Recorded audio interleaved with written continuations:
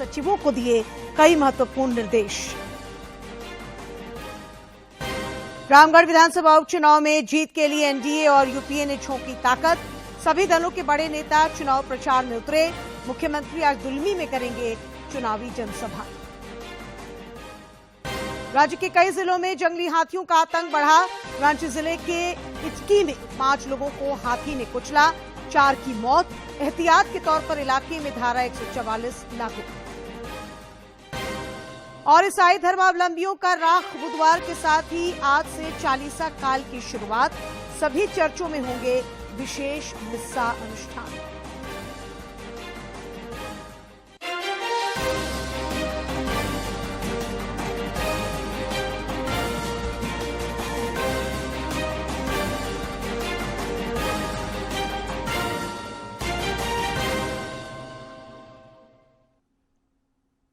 नमस्कार, खबरें झारखंड में आपका स्वागत है। मैं हूं डॉक्टर रशीता आनंद और अब समाचार विस्तार से।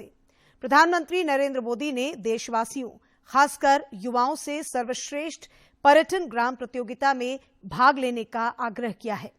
इस प्रतियोगिता का मूल उद्देश्य स्थानीय कला, संस्कृति और जीवन शैली को संरक्षित करने और उन्हें बढ़ावा देने वाले गांवों का सम्मान करना है। देश की बड़ी पर्यटन क्षमता का प्रदर्शन करें। इस प्रतियोगिता का उद्देश्य उन गांवों को सम्मानित करना है जो स्थानीय कला, संस्कृति और जीवन शैली को बढ़ावा देते हैं। इस प्रतियोगिता से आर्थिक, पर्यावरण और सामाजिक स्थिरता, बुनियादी ढांचा और संपर्क, स्वास्थ्य और सुरक्षा सहित कई अन्य क्षेत्रों का भी मूल्यांकन हो पाएगा। जिला, राज्य और राष्ट्रीय स्तर पर इस प्रतियोगिता का आयोजन किया जाएगा।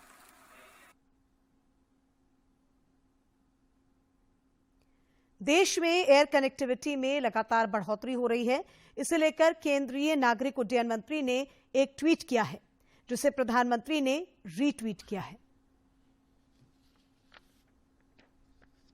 और बेहतर कनेक्टिविटी विमानन क्षेत्र लोगों को करीब ला रहा है और राष्ट्र को जो उसकी प्रगति है उसे बढ़ावा दे रहा है।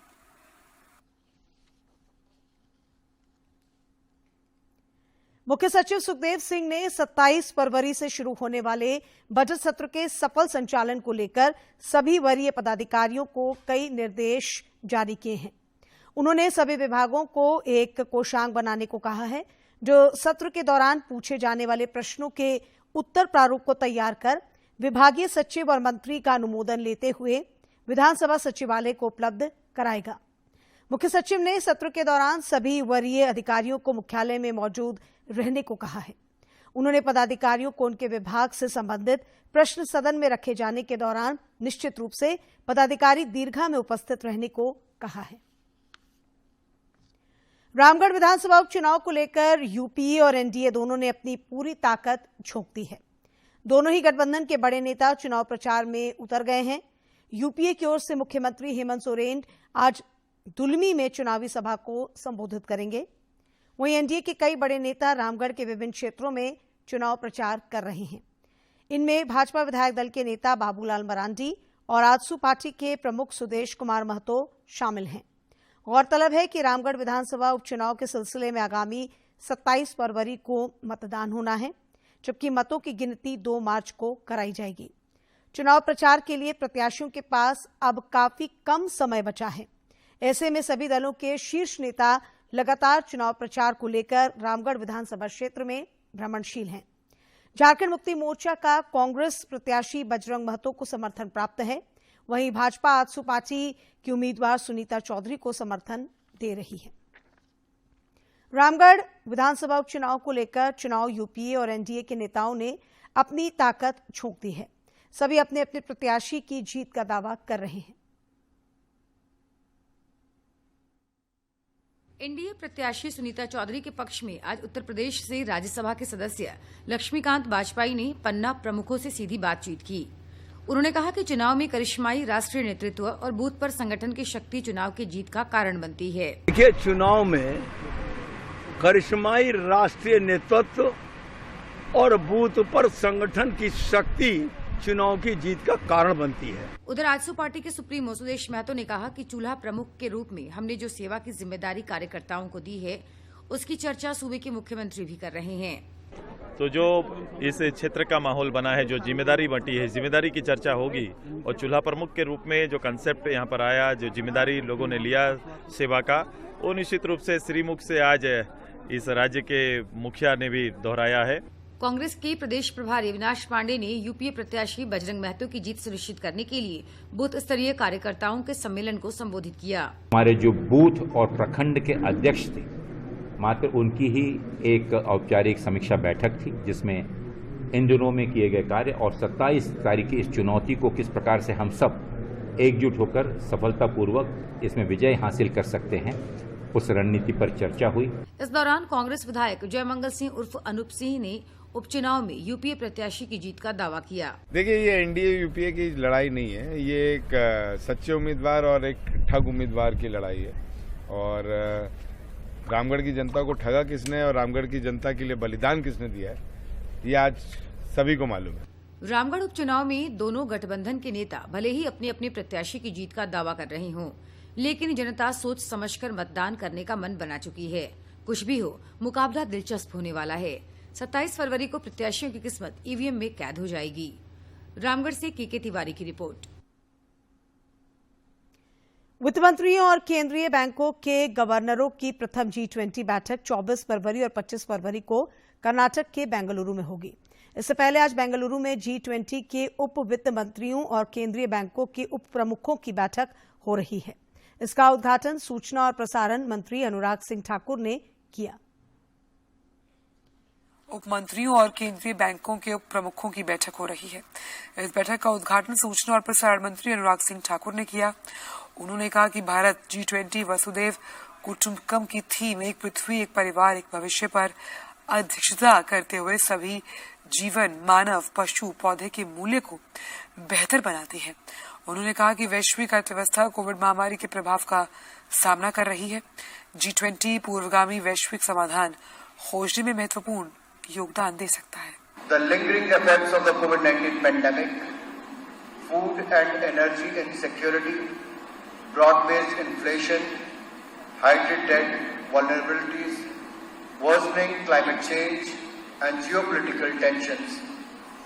The impact of all these crises can set back progress on the world's key development priorities. The G20 can make significant contribution to find pragmatic global solution, thorough focused dialogue. Madhya Pradesh के खजुराहो में G20 संस्कृति कार्य समूह की पहली बैठक आज से शुरू हो रही है। 4 दिवसीय बैठक का समापन 25 फरवरी को होगा। है बैठक में G20 सदस्यों के 125 से अधिक प्रतिनिधि भाग लेंगे। इस बैठक में संस्कृति से जुड़े 4 महत्वपूर्ण विषयों पर चर्चा होगी। सांस्कृतिक संपदा का संरक्षण और बहाली, सतत भविष्य के लिए जीवित विरासत का दोहन, सांस्कृतिक और रचनात्मक उद्योगों का प्रचार और रचनात्मक अर्थव्यवस्था और संस्कृति के संरक्षण और संवर्धन के लिए डिजिटल टेक्नोलॉजी का लाभ उठाना।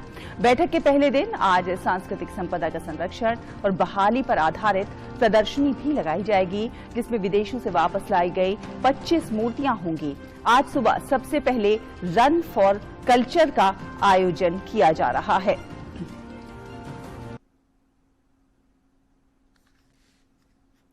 आगामी 2 और 3 मार्च को राजधानी रांची में होने वाली G20 की बैठक की तैयारियां जोर शोर से की जा रही हैं। रांची के सांसद संजय सेठ ने G20 की बैठक को ध्यान में रखकर आज रांची में एक बैठक बुलाई है। उन्होंने बताया कि रांची में G20 की बैठक आयोजित होना अपने आप में गौरव की बात है। इतना बढ़िया अवसर कभी नहीं आया जब देश और दुनिया के सामने रांची की मार्केटिंग हो पाए, रांची की खूबसूरती, रांची की जलवायु, रांची की पर्यटन एक इंडस्ट्री को बढ़ाने के लिए एक बहुत बड़ा माइलस्टोन हो सकता है। और तभी देश के प्रधानमंत्री ने ऐसे ऐसे शहर चुने जहां संभावनाएं ज्यादा है। और जब 2-3 मार्च को यहां प्रतिनिधि आएंगे देश और दुनिया से, तो एक अच्छी छवि लेके जाए। सोशल मीडिया पर भ्रामक और गलत खबरों को लेकर केंद्र सरकार गंभीर है। सूचना और प्रसारण मंत्रालय के तहत काम कर रही पीआईबी की फैक्ट चेक यूनिट ने तमाम भ्रामक और गलत खबरों को उजागर किया है। सूचना एवं प्रसारण मंत्रालय के तहत काम कर रही पीआईबी की फैक्ट चेक यूनिट ने समय समय पर चलाई गई तमाम गलत खबरों को उजागर किया है। पत्र सूचना कार्यालय की फैक्ट चेक इकाई के टेलीग्राम चैनल पर भी आप नियमित रूप से सरकार से संबंधित फैक्ट चेक हासिल कर सकते हैं। तो जब भी इस तरह की खबरें आती हैं तो सरकार की ओर से फौरन उसका जवाब दिया जाता है। इसके लिए आप हमें भी संपर्क कर सकते हैं। हम तक पहुंचने का रास्ता आपके टेलीविजन स्क्रीन पर प्ले हो रहा है, आप देख सकते हैं। आप मोबाइल नंबर के जरिए हमसे व्हाट्सएप पर कांटेक्ट कर सकते हैं, मेल के जरिए कांटेक्ट कर सकते हैं और टेलीग्राम के जरिए भी आप हमसे जुड़ सकते हैं। और तमाम ऐसी भ्रामक खबरों को जो कि वायरल हो रही हैं और उनको आपको पता नहीं है तो आप उसके बारे में फैक्ट चेक कर सकते हैं।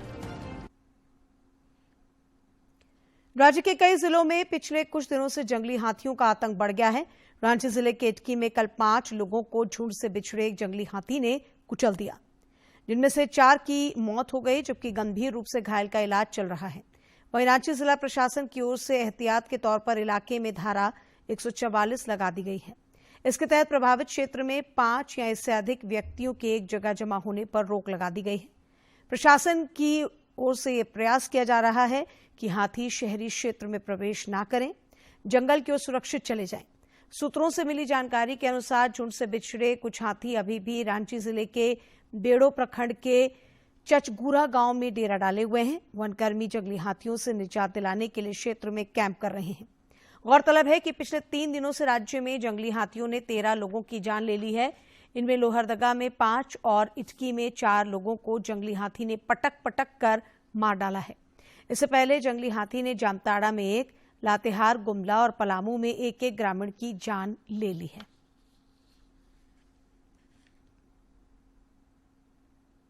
गिरिडीह सेंट्रल जेल में तैनात कारापाल शशि भूषण सिंह से उनकी सर्विस रिवॉल्वर लूटकर 2 अपराधियों ने गोली मार दी। गंभीर हालत में कारापाल को बेहतर इलाज के लिए दुर्गापुर के एक हॉस्पिटल में भर्ती कराया गया है। पुलिस ने इस मामले में त्वरित कार्रवाई करते हुए दोनों अपराधियों को गिरफ्तार कर लिया है और लूटी गई रिवॉल्वर को भी बरामद कर लिया है। झारखंड एकेडमिक काउंसिल जैक की ओर से 14 मार्च से ली जाने वाली मैट्रिक और इंटरमीडिएट परीक्षा के लिए 1400 परीक्षा केंद्र निर्धारित किए गए हैं। गृह जिलों में बनाए गए इन परीक्षा केंद्रों में करीब 8 लाख विद्यार्थी शामिल होंगे। इनमें मैट्रिक के लगभग 4,50,000 और इंटरमीडिएट के 3,50,000 परीक्षार्थी शामिल हैं।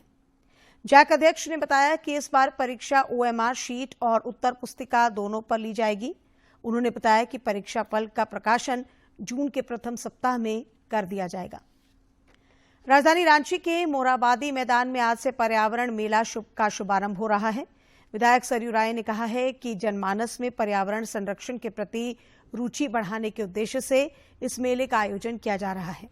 मेले में न्यायाधीश SN पाठक, न्यायाधीश अंबुजनाथ, KN गोविंदाचार्य, SK उपाध्याय समेत कई बुद्धिजीवी शामिल होंगे। बांग्ला भाषा विवेकानंद मंच की ओर से अंतर्राष्ट्रीय मातृभाषा दिवस के अवसर पर जमशेदपुर में संगोष्ठी का आयोजन किया गया। संगोष्ठी में मुख्य अतिथि के रूप में मौजूद सांसद विद्युत वरण महतो ने कहा कि प्रधानमंत्री नरेंद्र मोदी की सोच के अनुरूप मातृभाषाओं और क्षेत्रीय भाषाओं को संरक्षित और विकसित किया जा रहा है।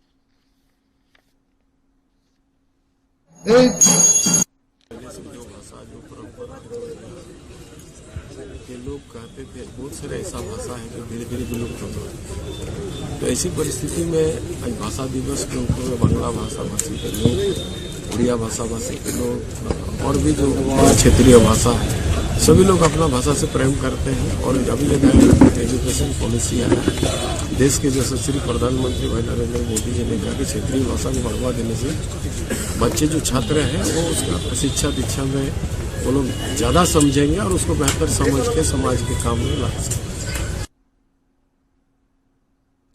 जमशेदपुर के सूर्य मंदिर परिसर स्थित श्री राम मंदिर की 3य वर्षगांठ धूमधाम से मनाई जा रही है। 28 फरवरी तक आयोजित इस वर्षगांठ कार्यक्रम में संगीतमय रामकथा का आयोजन किया जा रहा है। पूर्व मुख्यमंत्री रघुवर दास ने लोगों से रामकथा सुनने की अपील की है।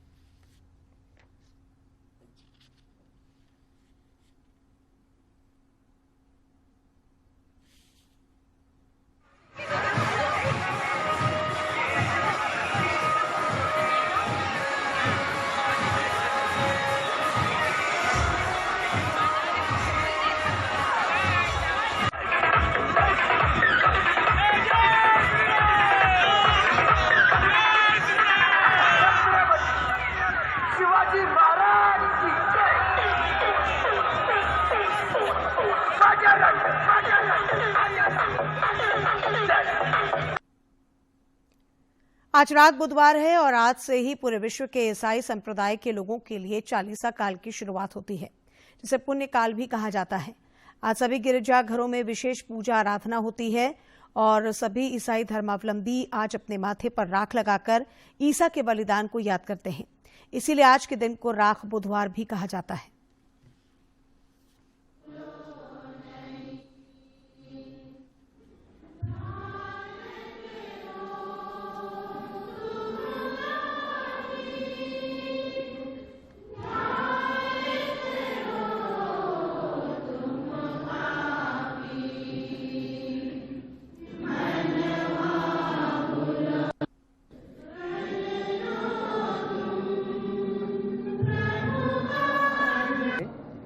यह रत्न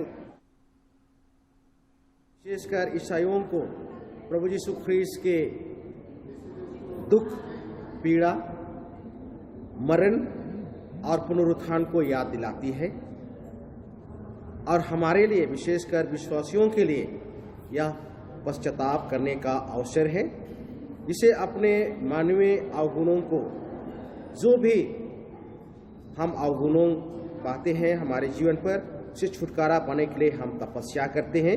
विशेषकर 3 मुद्दों पर हम ध्यान देते हैं। और अब कुछ खबरें राज्य के विभिन्न जिलों से।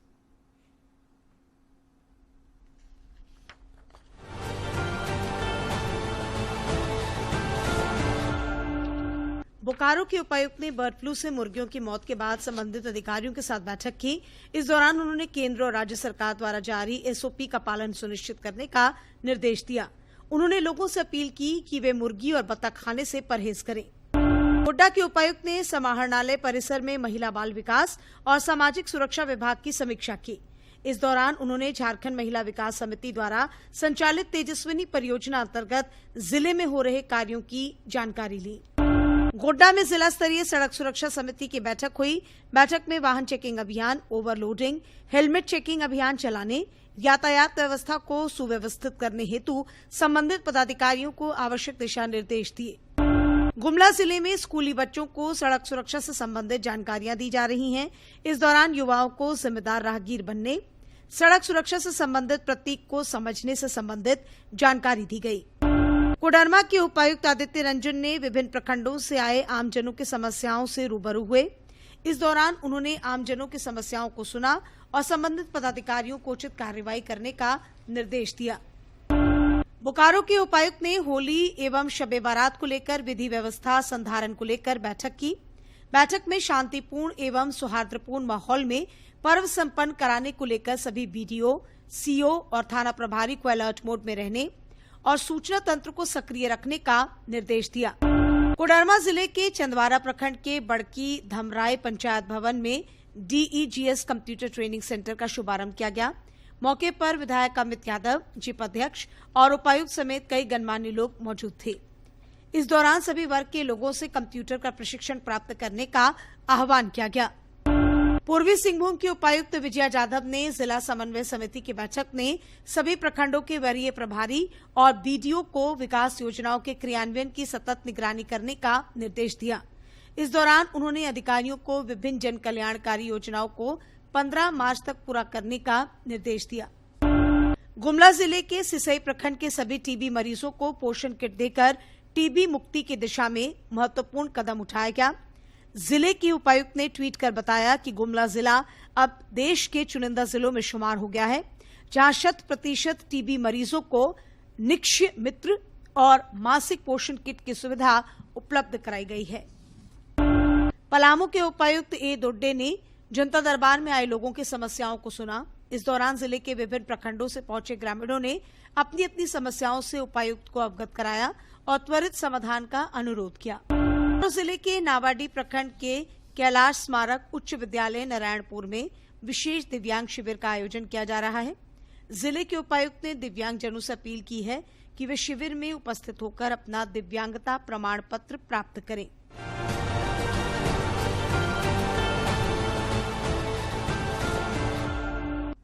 और अब बात मौसम की। राज्य के सभी जिलों में न्यूनतम तापमान तेजी से बढ़ रहा है, साथ ही अधिकतम तापमान में भी वृद्धि हो रही है। अगले 5 दिनों तक राज्य के न्यूनतम तापमान में किसी बड़े बदलाव की संभावना नहीं है, लेकिन उसके बाद अगले 3 दिनों तक न्यूनतम तापमान में 2 से 3 डिग्री सेल्सियस की वृद्धि की संभावना बनी हुई है। प्रधानमंत्री नरेंद्र मोदी इस महीने की 26 तारीख को मन की बात कार्यक्रम के जरिए देशवासियों के साथ अपने विचार साझा करेंगे। प्रधानमंत्री ने इस कार्यक्रम के लिए लोगों से अपने सुझाव भी देने का आग्रह किया है।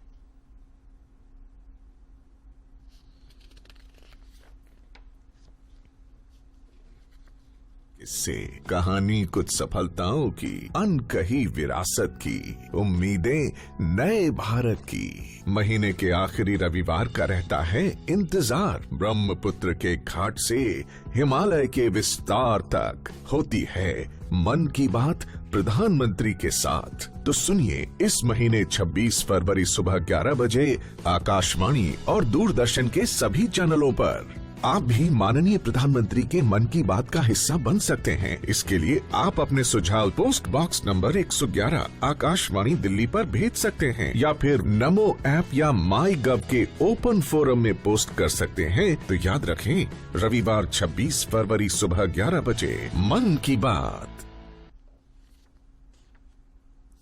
महिला T20 विश्व कप में ग्रुप स्टेज के मुकाबले समाप्त हो चुके हैं। इसके साथ ही अब टूर्नामेंट के सेमीफाइनल के लिए टीमें भी तय हो चुकी हैं। T20 विश्व कप में ग्रुप स्टेज के मुकाबले समाप्त हो चुके हैं। इसके साथ ही अब टूर्नामेंट के सेमीफाइनल के लिए टीमें भी तय हो चुकी हैं। अंतिम 4 में जगह बनाने वाली टीमों में भारत, ऑस्ट्रेलिया, इंग्लैंड और दक्षिण अफ्रीका का नाम शामिल है।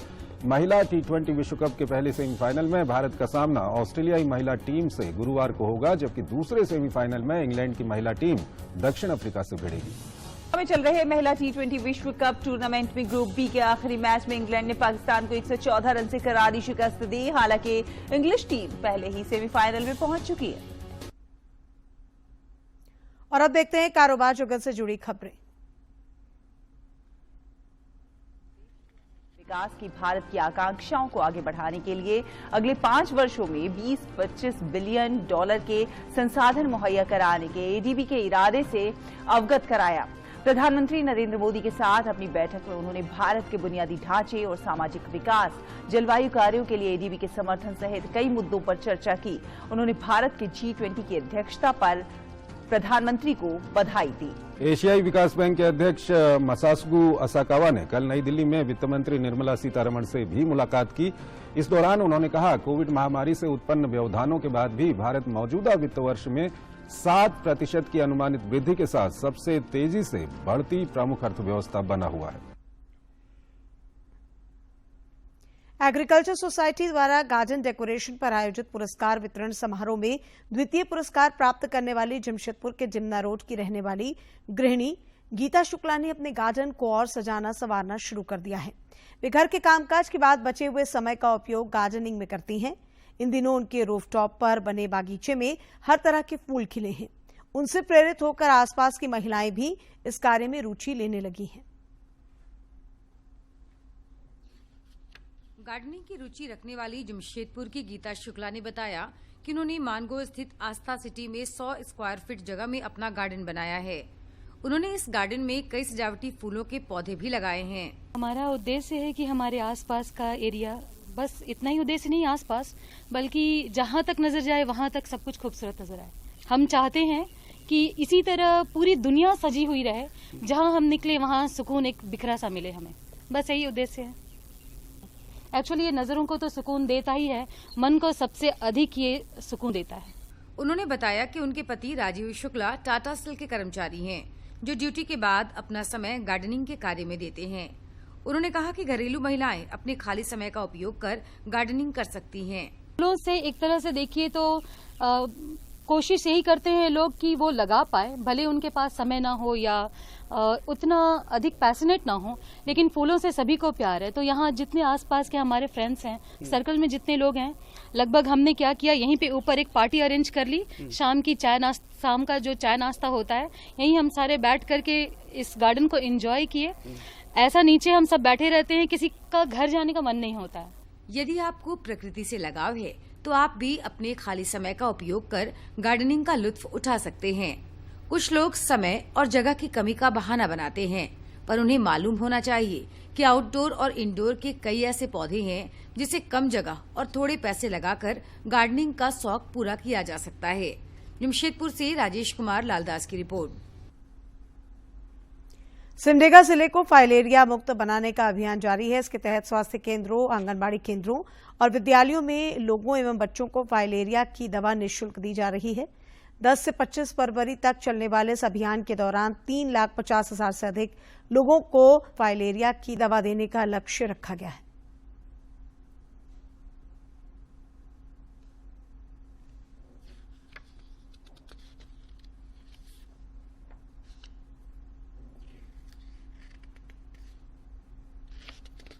फाइलेरिया मुक्त बनाने की अपील की है। मेरे विद्यालय में फाइलेरिया की दवा दी जा रही है। इससे फाइलेरिया की बीमारी खत्म हो जाएगी। मैं ब्रिलियंट हाई स्कूल कक्षा 4 में पढ़ता हूँ। हम लोगों को फाइलेरिया का दवाई दिया जा रहा है। मैं इसलिए सरकार को धन्यवाद करना चाहता हूँ। मैं ब्रिलियंट हाई स्कूल में पढ़ता हूँ। हमें फाइलेरिया का दवा दिया जा रहा है। सब बच्चों को खाना चाहिए। विद्यालय के शिक्षक संजय चौधरी ने कहा कि फाइलेरिया जैसी गंभीर बीमारी को पूरी तरह से समाप्त करने के लिए जिला प्रशासन द्वारा चलाया जा रहा अभियान जरूरी है। फाइलेरिया उन्मूलन में सभी को सहयोग करना चाहिए। हमारे विद्यालय के सभी छात्र जोश और खरोश के साथ दवाई खा रहे हैं और यह जो अभियान चला हुआ है सरकार के द्वारा, इसको सफलतापूर्वक हम लोग को करना है ताकि सिमडेगा जिला फाइलेरिया मुक्त हो। जिला प्रशासन द्वारा चलाए जा रहे फाइलेरिया उन्मूलन अभियान का लोग पूरा समर्थन कर रहे हैं। शिविरों और विद्यालयों में फाइलेरिया की दवा खाने के लिए लोगों की भीड़ जुट रही है। स्वास्थ्य विभाग का कहना है कि जिस तरह लोग इस अभियान का समर्थन कर रहे हैं, उससे सिमडेगा जिला निश्चित रूप से फाइलेरिया मुक्त हो जाएगा। सिमडेगा से मनोज कुमार सिन्हा, मनु की रिपोर्ट। और अंत में मुख्य समाचार एक बार फिर। 27 फरवरी से शुरू होगा झारखंड विधानसभा का बजट सत्र। सत्र के सफल संचालन के लिए मुख्य सचिव ने विभागीय सचिवों को दिए कई महत्वपूर्ण निर्देश। रामगढ़ विधानसभा उपचुनाव में जीत के लिए एनडीए और यूपीए ने झोंकी ताकत। सभी दलों के बड़े नेता चुनाव प्रचार में उतरे। मुख्यमंत्री आज दुलमी में करेंगे चुनावी जनसभा। राज्य के कई जिलों में जंगली हाथियों का आतंक बढ़ा। रांची जिले के इटकी में 5 लोगों को हाथी ने कुचला, 4 की मौत। एहतियात के तौर पर इलाके में धारा 144 लागू। और ईसाई धर्मावलंबियों का राख बुधवार के साथ ही आज से चालीसा काल की शुरुआत। सभी चर्चों में होंगे विशेष मिस्सा अनुष्ठान।